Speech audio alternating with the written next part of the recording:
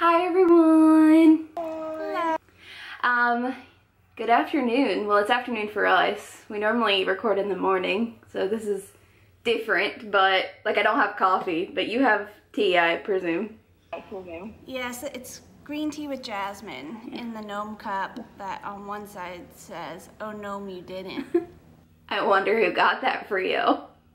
I believe it was you, Miss Asia. It was. I'm telling you, that's one of those things I'm just like, oh, there's a gnome thing. I'm gonna get it for Elizabeth, no matter what time of year it is. Well, I keep all that stuff out all year. Yeah. I saw a really cool gnome at Walmart yesterday in the Christmas stuff. It was way too expensive though. It was like huge, but anyway, so what did you end up doing? You said you went apple picking this morning? Yes, down at Mealick Farm in Oldwick, New Jersey, with my sister, dad, and mom. We had it for up here in New Jersey. You have to make appointments. So my mom went, "Do you want 9:15 or 4:30?" And I went, "I'm good with whatever time," not realizing that if we do the 9:15, it takes an hour for me to get to my parents' house. Added 30 minutes to get to the place. So I was up at like 6:20, 6:30 this morning to get ready. Hence why it's the very basic look, because I set an earlier alarm in, let's just say. I did not wake up for it. I do that more often than not. I hit snooze, I turned it off and was like, I'll get up at the next one. It was like the third or fourth one. Yeah, I stayed in my pajamas until about 1 o'clock, but it was because I was reading the book, finishing it for this episode. We do as we say, not as we do. We're procrastinators real bad with this, but I will say, I mean, not that we're jumping into this quite yet, but I really did like it. I was a little weary about it. It was really good. I read about half of it last night, and then I finished it about 20. But it's just fresh on our minds, so that's the positive here. But so if you guys don't know, on our very first episode, we talked about how every month we're gonna try to do kind of like a book club type thing, where one of us will pick a book, read it that month, and then at the end we'll kind of discuss it and discuss it with you guys. We'll discuss it together, all that fun stuff. And Elizabeth's holding up her copy of the book, and my copy looks different, but it's still the same book.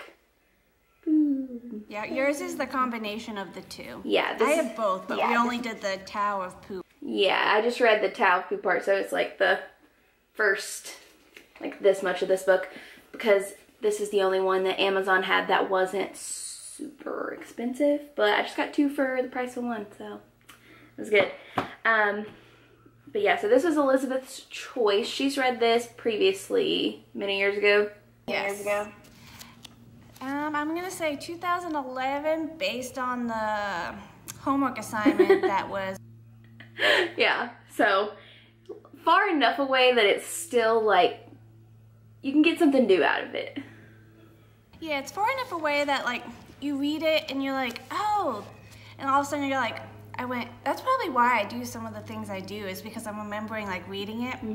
But it kind of just like refreshes that and reminds you like the different teachings you learn in it. Because as you get older, you kind of forget certain things, and all of a sudden you'll reread it, or you'll be doing something and you're like, huh, I didn't know that, or wow, I need a refresher on that. Yeah. So basically, the TAO of POOH sounds like a really weird title, but it's basically the principles of, and I believe it's actually pronounced Taoism, but I say... I think so. Yeah, so I meant to look it up before, how to properly pronounce it, but... I was like, oh, there's a pronouncing guide. I've been saying it wrong this whole time, but... So it's basically like the principles of Taoism, and they present it to you through the, I don't want to say the eyes, but they use Winnie the Pooh to kind of explain it. And that was really helpful to me, because I'm not gonna lie, I was real nervous about reading this book, because I was like, I don't think I'm gonna like it, but I'll read it. And as I started reading it, like the first couple of pages kind of scared me. I was like, oh gosh, this is just gonna go way over my head. But once they start really, you know, using the whole Winnie the Pooh analogy and using those examples, it made a lot more sense to me. And it's actually really helpful. And I think, I mean, for anybody, but I feel like at this stage we are in our life, it's really helpful, like the things that they talked about. At one point it also talks about the difference, like the difference between Confucianism, that's how you say it, right? Yeah. Taoism and Buddhism. That was the other one. And like how the three kind of differ, because we all, or at least you kind of like when you hear them, you all almost kind of combine them into one thing and think they're kind of the same thing, unless you study that, then you would obviously know. But it's one of those where if it's not something you really talk about or looked into, you're just like, well, it's on that, it's one of those Eastern philosophies. They're all about the same thing, right? And then like, especially when you read this, it kind of shows like the difference in like the mindsets and how they view the world. Yeah, and I think I want to mention, because I know some people, at least that I know, that will probably watch this, like, this isn't like a religious thing. It's just, it's like a way of thinking more so. So, like, it's not to try and get you to believe anything. It's just a way to kind of change your mindset about how you live your life and go about your days, and I don't know, just like I said, your mindset. It's just like a thought process almost. It's a way to view the world. Yeah, more of a worldview kind of thing. Because again, I was kind of scared about that too. Not that I thought Elizabeth made me read some terrible book, but it just kind of, not scared me, that's a really bad word. I think it intimidated me, because I was like, oh, this is like a philosophy thing. Like, I will not get this. But I do. And I was able to take notes. She took the sticky note approach to reading this book. I took the note-taking approach to this book. Some of it is, I don't know if it's just because I read fast that I just like, I don't really have time to write, and I'm like really eager to get on to the next part, so I just kind of like, for some of it I dog-eared it. Sorry people who are really against that.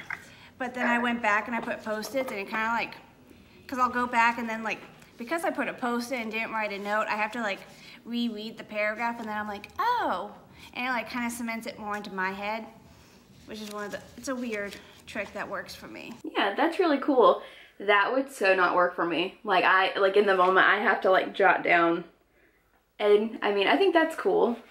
I kind of like let myself get immersed into the book, where I'm like, okay, I need to mark this for later to go back to and really like dive deeper into it. But right now I'm so like immersed in this like world and book that like I don't have time to write down or stop, and it's just gonna pull me out. So for me, I just let myself immerse and just like put a sticky note like, okay, I'm gonna come back to this and revisit it and take notes and like really think on it later. That's really cool. For me, I am a slower reader, and it's easy, like I can read fast, but it's easy for me to like get distracted even in my own head whenever I do it. So I will like read the same page maybe like 1 to 2 times, and then I'll write things down, because in my brain it'll just like start thinking about something. I'm like, nope, bring it back. And if I read too fast, I don't really understand it. So I think that's kind of cool how our brains work in different ways. Because everyone does it a different way. Yeah. There's going to be some people who will probably write in the margins, and because I did the How to Be a Badass, and like for that one I underlined like while I was reading, and then like I would go back once I finished like a chapter or a part, and I would re-highlight what I underlined, because then it's like that, it's kind of like putting the sticky note, you underline what you like, but you're like, okay, but I'm going to continue reading, and then when I finish this chapter, I'm going to go back and re-go through and like re-look at what I thought was important. Yeah. For time's sake, because I have to leave to go to dinner in like 40 minutes, and I feel like we can get on a lot of good conversations based on everything that I want to talk about. We'll go ahead and get started. Are you ready? Yes, I'm going to let you go first since you took notes. Okay, I did it kind of chapter by chapter, but I don't necessarily think we have to analyze everything. We can just kind of talk about the high points. So it starts off with like it's called the How of POOH, and it kind of tells you like what Taoism actually is. And if you're like me, you might not have a ton of experience with it or a ton of knowledge. I vaguely remember learning about it in world history class, but that was about it. But basically, the author talks about how it's learning from life's lessons, and at the end of the day, life is actually really sweet. And he shows this example. I wish I wrote the page number down, of him and Pooh Bear looking at this, like, basically this painting, or this, I think it's on a scroll. Oh, the vinegar tasters. Yes, the vinegar guys, the vinegar tasters. And it's like, there's 3 people, 3 men, and they're all tasting from the same vat of vinegar. And 2 of them have just like this bitter look on their face, like, oh my gosh, this is so awful. And then the third one, he's like, oh, like, this isn't so bad. And that kind of helps illustrate, like, with the whole Taoism philosophy, it's like, no matter what's happening, life is actually really good. Hi, Judy. Hi, Judy. I'm sorry. I just heard her like jump on the seat, and then all of a sudden I just saw her about to jump, and she jumped to the top of the chair. It cracked me up. That's your entertainment for today. But yeah, so I thought that was really cool, just kind of like what I took away from that first chapter, and been like, all right, so this is what they're really going to be talking about, how to think of life and not necessarily focus on all the bad things, but think of it as all-encompassing. It's a good thing. What do you think? Like, listen to your intuition and kind of like follow the laws of nature, and just, well, if you go outside, just enjoy the beauty of the day, and don't let yourself think about, I need to do this, that, whatever. Just let yourself be like, I'm gonna go on a walk, whether it's around the block or whatever, and you're like, you just let yourself kind of enjoy the breeze, enjoy the sunshine, enjoy the beautiful nature around you without having to make it into something, be like, I have to take a picture of this, I have to paint what I'm seeing, or you're just enjoying for the sake to enjoy that it's around you and what's happening around you. Yeah, I like how, talking about that, just going out and enjoying everything, thinking about how, like, sometimes we can't even just, like, go and sit outside without being on our phones, or, like, listening or doing something, just, like, being. That's so not common, especially in 2020, I feel like. Especially for people, I feel like our age, it's like, well, you're in your late 20s, you're in your career, you're doing this, you're doing that, like, you always have to be, it's, what do they call it, like, hustle culture, like, you always gotta be hustling, always gotta be grinding, always gotta be doing something, and... You have to, like, be towards a goal, or to make money, or something like that. Yeah, and something that I wrote down, it was actually from chapter 5, but it was talking about letting things work in their own way. And so many times you're trying to fit a square peg in a round hole, which I actually felt like that this past week. And so that's why I wrote down that note, and I was like, oh my gosh, like, this book is talking to me. And everything. It's like, oh, you're trying to do this, but, you know, just let things work out in their own way. And, you know, most of the time we're trying too hard. And that really kind of hit me too. It's like, wow, you literally just try so hard, you overthink everything, but what if we just kind of let things be and let things come as they go, and be like, oh, this is what life is bringing to me right now, let's go with it, let's run with it, and see how that works out. And like the quote from the book would be like, when we learn to work with our inner nature and with the natural laws operating around us, we reach the level of, I'm going to butcher how to say that, Wu Wei? Yeah, I'll do it Wu Wei. Then we work with the natural order of things and operate on the principle of minimal effort. It's like basically saying just do what works for you, because what works for me and what works for Asia is going to be different. And it's, if I try to do things Asia's way, it's going to cause me a lot of pain and frustration, because that's just not how I work. Yeah, and it's talking about how, going along with that, it's like respecting your own inner nature and knowing yes, knowing your strengths, but also knowing your limitations. I remember me and you having a conversation this past summer, and I was like, wow, I really want to be better at having routine. I think we talked last week about how bad I am at freaking routines, but I created a literal checklist, like a expo marker checklist of like, before you go to bed, you wash your face, you do this, you do that. And I said, this probably makes me sound so pathetic. And Elizabeth's like, no, it's like, you know where your weaknesses is, so you're trying to work with that and do things to accommodate it. And that's what the author talks about is, you know, I have certain limitations. We all do. And there's a quote in the book, and it says, what did they say? I should have written down the page number where it says, one disease, long life, no disease, short life. Yes. Yeah. Yeah. Where it's like, I marked that one too. It's like, oh, if you recognize like, hey, I have this limitation, this area I struggle in, I mean, that's fine. I can figure out a way to work around it. But if I'm like, no, everything's perfect, nothing's wrong, everything's fine, like, I got this, I can do it, whatever. Which, I mean, yeah, have a positive mindset, like, that's cool. But also be like, in order to be successful, there are certain things I have to work around and use to my advantage, that kind of thing. Okay, so I also liked how in the book it mentions how we all do have limitations, but there's two different types. Ones that you can't change and ones that you can work on and grow and develop. Like, you can't always lift everything that you want to, but you can work on your strength and make your muscles stronger and whatnot.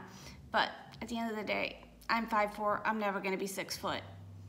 So to reach the higher cabinets, I'm gonna always need a stool. I can't change my height, but something I can do to work with that is always have a stool nearby to get to the higher cabinets. But to be able to lift something super heavy or heavy boxes that come in, if I do different strength training, I can eventually lift those by myself. So I liked how the book pointed that out, like, be aware of which limitations you can use to grow as a person and overcome those limitations, and which ones are just, that's just the way you are. You can't get that. You just gotta work. Yeah, and not recognize that as like, oh, that's necessarily a bad thing. It's just how it is, and that's just Just who you are. Yeah, what do they call it? Your inner nature. That's what it is. Which I think is super, I don't know, when I think about this now, I didn't even think about it, but even just in like your relationships with people, like romantic, friendship, family, whatever, recognizing the inner nature of other people and being like, oh, like that's just how they are. You don't have to change them to make them like you, and appreciate those things. And you can offer them help, be like, hey, I noticed like this is part of your inner nature, like this is kind of affecting us or our friendship, whatever. Maybe there's something we can do to accommodate that. So I think it's important not to only notice your inner nature, but the inner nature of others as well. Especially if you want it to be a relationship that works well and evolves with you as you Yeah, because I mean, we've been friends for like 7 years through a bunch of different stages of life. She is my longest relationship. And obviously, how old was I? Like 19? We were like 19 when we met, and we're 26 now. We are not the same people. Like, I mean, yeah, a lot of things about us are the same, like personality-wise, but we've had to grow and change together, and our friendships evolved and it's deepened. And I mean, we go from living in the literal same apartment to living across the country, and there's things that have to grow and change. Not exactly across. Well, you know, Depends far apart. Depends on what across you're looking at. You're further down the East Coast than me. Yeah. It's too... You're on the West Coast, I'm on the East Coast. Shut up. We're in the same time zone. Shut up. Could you imagine if we were in different time zones? I mean, we have been before when you had like work trips, but like all the time. That would be a limitation we would have to accommodate. But no, so yeah. I do want to move to Ireland. I know. The second I said that, I was like, she wants to move to a different continent. But I would be happy for you. It would allow me to go on very cool vacations. But yeah. But we recognize the inner nature of the other person. Like, she recognizes that I'm not the best communicator sometimes, and, you know, she's understanding of that. And I realize, you know, like, when she texts me, if it doesn't sound energetic, it doesn't mean she's mad at me. It's just how she is. Not a good texter. Or, like, especially when we live together, on paper, we would be terrible roommates. To be, like, terrible. I'm, like, messy. There we go. She's very organized. I'm more of a messy person. Like,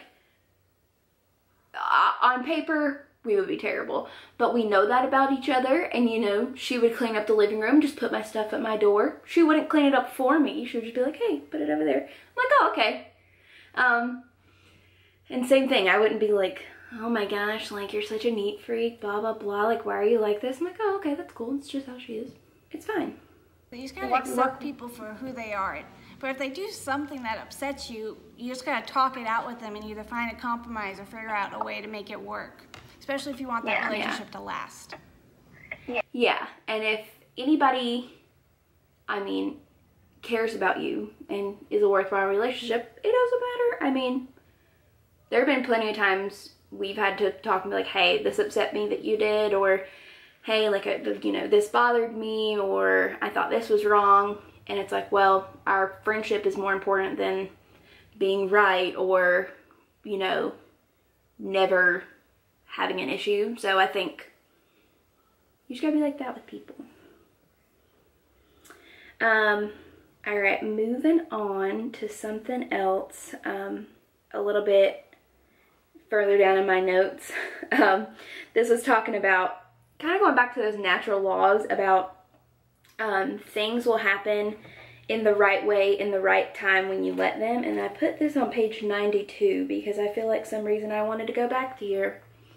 Oh, they talk about when they're searching for this little, what do they call him? They call him Small, and he's a small beetle.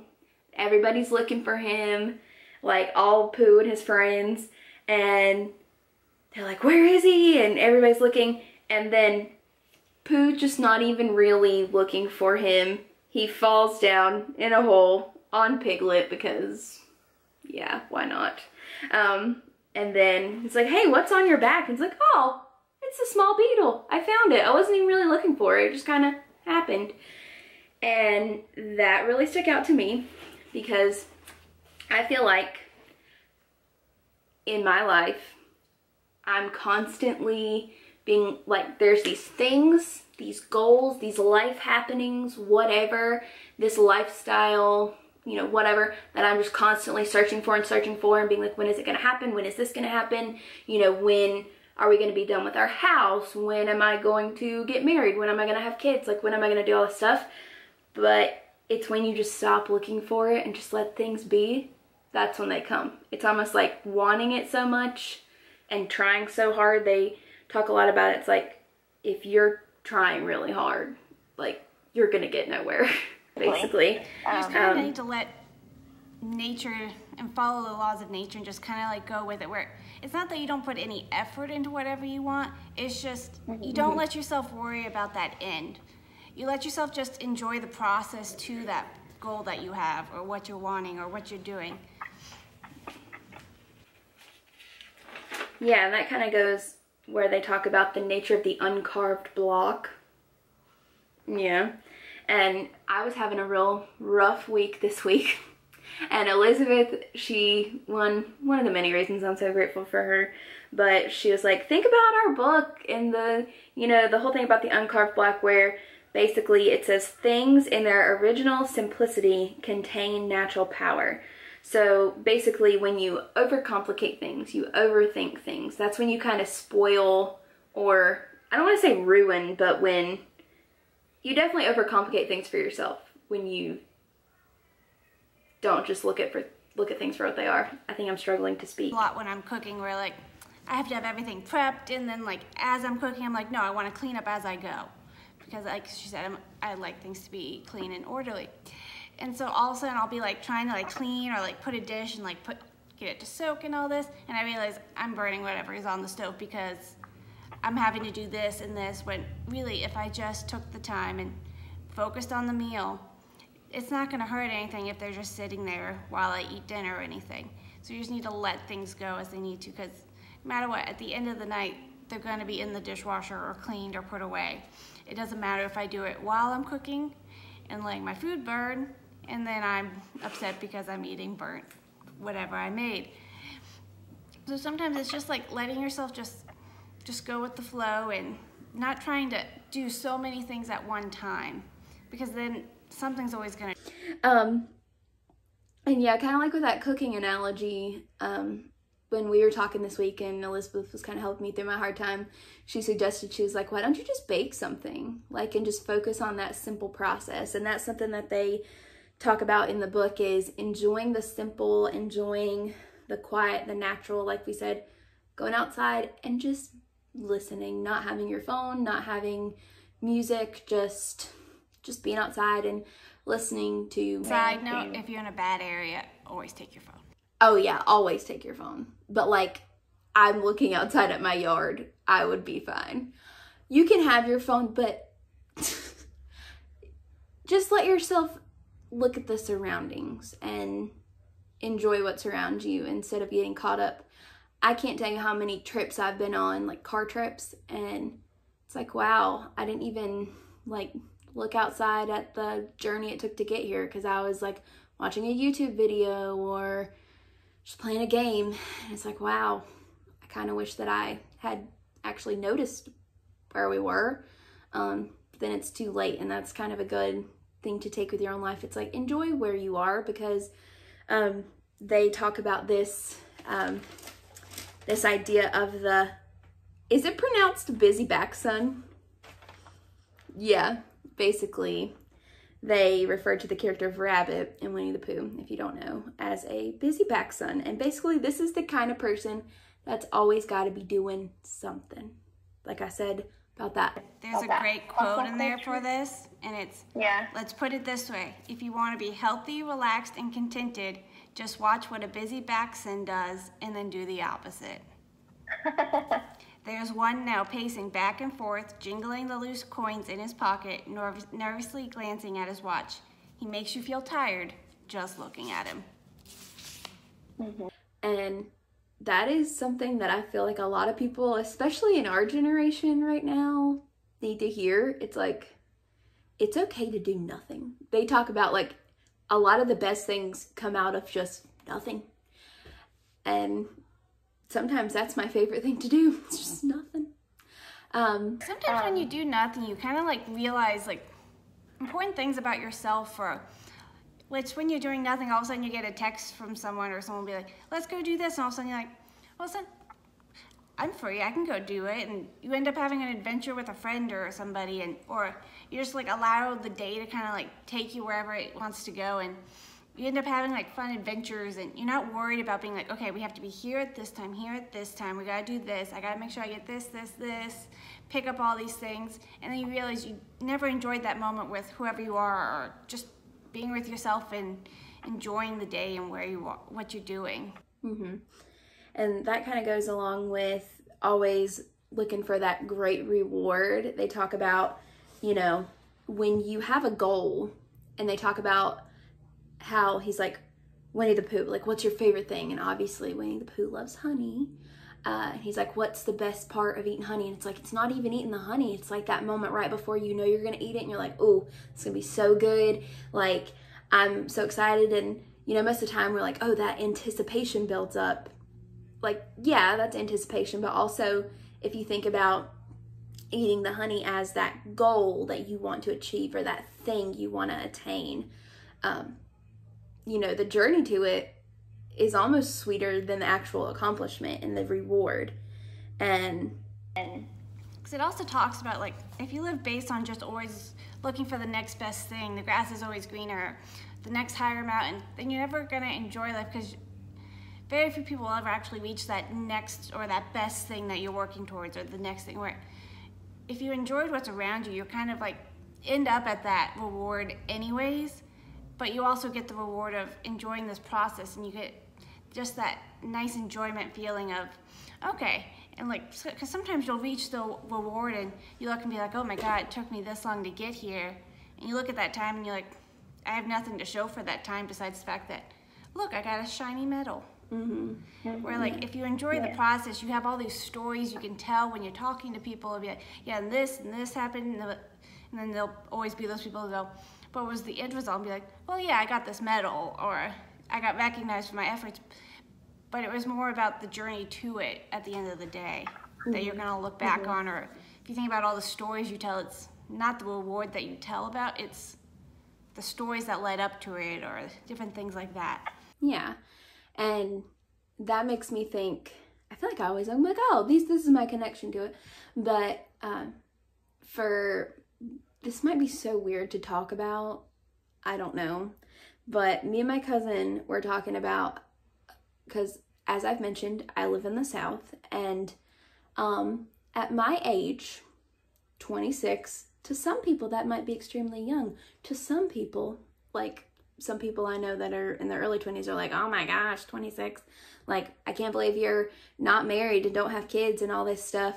And it's like, that's like the reward, the end goal. Like, that's what you determine your value on. And I've had to learn that my value is determined by me as a person. And like, I can enjoy where I'm at right now in my life. But I felt like for so long, like, that's been the only thing of concern for me is like, oh, when am I going to get married? And then after that, oh, when am I going to have a child? And oh, when am I going to have my house finished? And then, you know, are we going to get a bigger house? And that's honestly just so exhausting, even thinking about all that at one time. Like we bought this house, and yes, I would love for it to be quote unquote done. Just throwing this out there to all homeowners, there's always going to be something you want to do. So I've just accepted it's never going to be done, but that's okay. Like, I enjoy us doing new stuff to it all the time. Like, we put in floors one month, and then I'm like, oh, that's so much fun. And like, we appreciate that for a while. And then thinking about, oh, what's our new project we're going to work on? And then when that's finished, just enjoying the process of making it our own. Or in a relationship, instead of worrying so much about like, oh, when are we going to get married? When is this going to happen? Be like, what are we doing to make our relationship great just between each other? My cousin Corey, shout out to him. He watches our show, our videos. He's like, I feel like so many girls and people we know see like marriage and kids as just like an end game, an end goal. And it should just be an accomplishment that you're like, oh, this is a part of my life, it's an accomplishment, but it's not the end all be all. You shouldn't just be looking for the next thing. Because, like I said, that's something I notice a lot with people, not necessarily like my friends, but people around me and my age. But that could be said for a job. You're always looking for that next promotion or that newer car, bigger car, whatever. I feel like that was a weird tangent for me to go on, but it's what I thought about when I read about the busy back sun and then the whole natural laws of the universe. That was my connection to it. Also, I love how hilarious this book is. Like, I feel like it's hilarious. It's just like the author's talking to Winnie the Pooh, and I'm like, this is so cute. This is so cute. It is. Oh, fun fact. I'm going to insert a picture of us. 2 years ago? 3 years ago. It was in 2018, I'm pretty sure.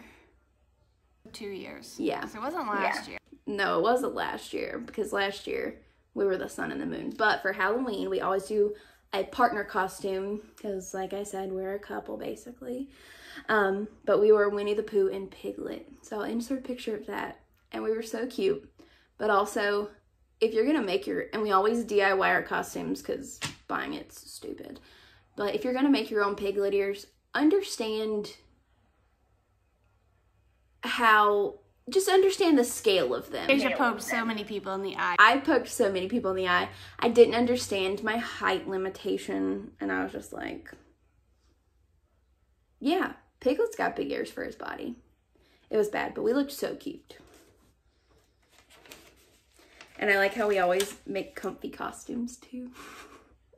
But yeah, I wanted to mention that before I forgot, because I could see myself turning off record and be like, I never mentioned our Pooh and Piglet moment. All right. The part I liked in the book was the quote, from caring comes courage. Yes. Because if you think about it, like most of the times when like you get the courage to do something, it's not always for yourself. It's usually for someone you care about, or it's to do something you care about. And it's not like necessarily that you have like knowledge that you know you're going to make it out. Sometimes you have no idea what the end result's going to be, but you gain the courage because you kind of have to get to the next thing to help someone, or because you care about the end result. What page is that on? For me, it's 128. It's in the That Sort of Bear chapter. Oh, when they're talking about rescuing Piglet. And then they also talk about rescuing Lou from the Yes, river. with the pole, yeah. Because in there, it's just talking about how like Lou fell into the river and everyone's worried, and some are Rabbit is shouting commands at everyone on what to do. Piglet is anxious. King is trying to give encouragement to Roo. Ear he puts his tail in, but he's not really putting too much in to help. And then Pooh, as he was walking, he picked up a pole and he was just like, oh.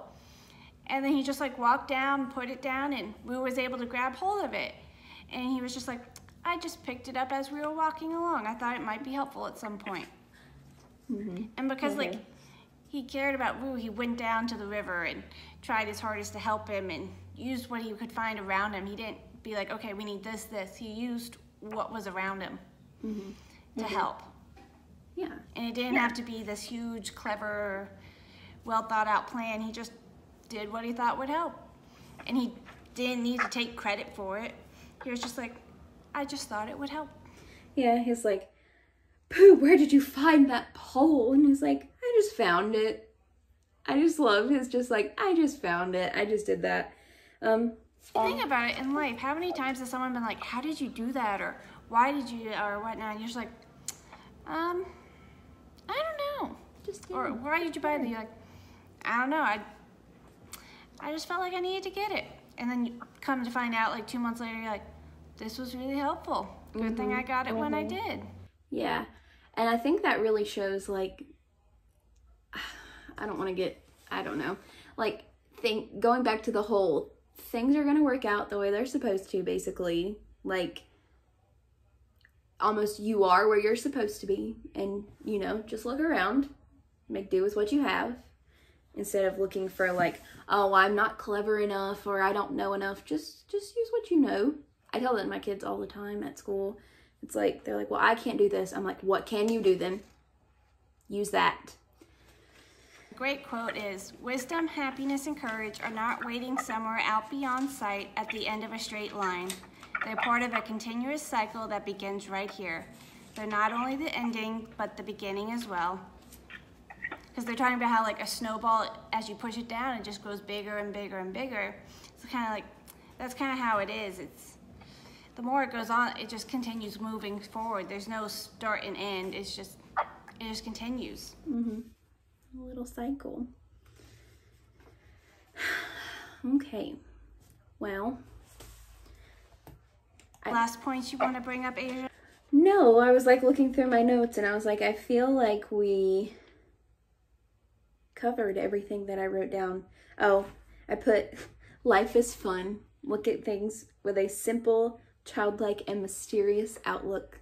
And I told myself that because, or I wrote that to remind myself, because if you don't know me, Elizabeth does, I can get so bogged down with just like thinking about what I'm supposed to do in the future and figuring things out. And she was like, what if you just, you know, take a step back and think of it more simply, like, I'm gonna go to the grocery store, I'm gonna bake this new recipe, like that's all I'm gonna do, and just be like, oh, what's something new I can do today, or what's something new I can learn, or instead of focusing on like the big picture world, just focus on the simplicity of it, kind of like a kid. Think how happy just most kids are. Just because they don't focus on the We all have complicated goals things. in life, Yeah. but sometimes if you only look at the big picture, you miss all the small things that build up to it and help you get there.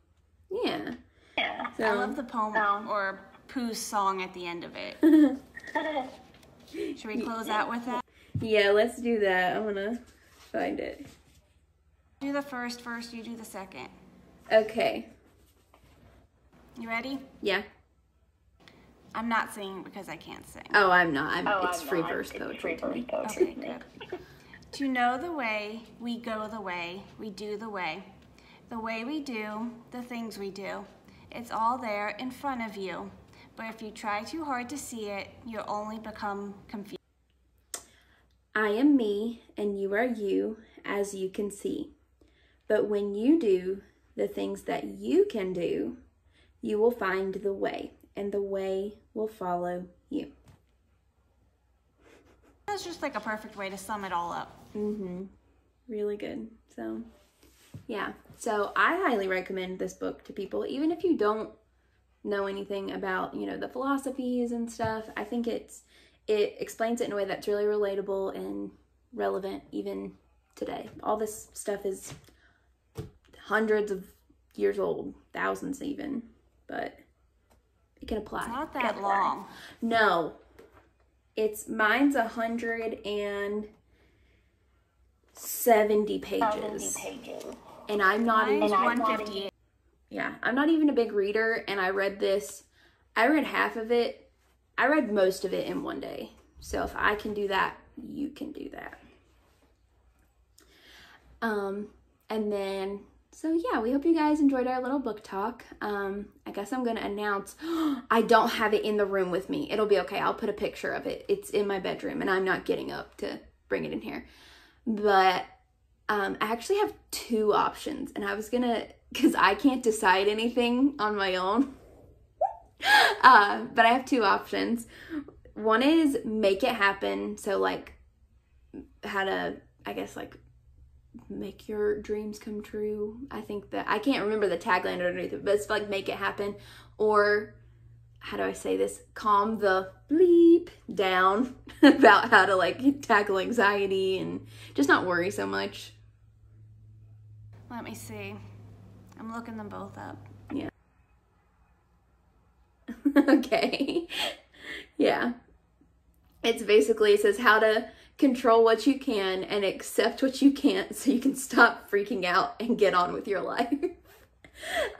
Which I think kind of almost segues beautifully after Pooh's like, just accept things, just live life. And this is like, all right, now actually do it. Like, calm down. Yeah, so that'll be our book talk for the beginning of November, which is in a month, which is insane, because that'll be my birthday time. First Sunday of November. The first. Which will be your birthday. I'll get to film on my birthday! I didn't even think. Oh, that'd be so fun. Yeah, so November 1st, come back and join us. I will put the link for the book down below.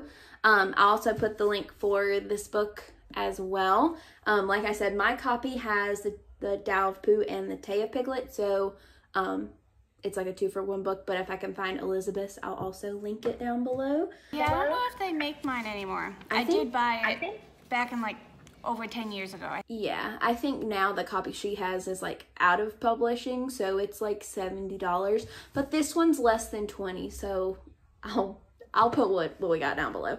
And I'll also put our book for next month, Calm the F Down. And I'll try not to procrastinate this. Yeah, I will also try not to procrastinate this one because it is a longer book. I'm telling ourselves now, it is a longer book. And I will caution you, if you are reading this, there is swearing in the book. We will not swear on the podcast or YouTube video. We won't. Because I accidentally do, yes, because I'm a teacher. I can't do those things. But I can read them because I am an adult person also. And on the day we talk about it, I'll be 27. That sounds weird. But I think I'm excited about that book. I've heard really good things about it, and I think it'll be helpful. So All links to things we talk about will be in the description, along with our social medias. Follow us on Instagram. Subscribe to our channel down below. Thank you to all of our family and friends that have, started watching us and subscribing. And we kind of announced to our family and friends that we've started doing this, and we got nothing but good feedback. So I just want to say thank y'all if you did reach out. So we appreciate it. And we hope y'all have a good week. We'll see you next Wednesday with another episode. See you next Wednesday. Bye. Bye.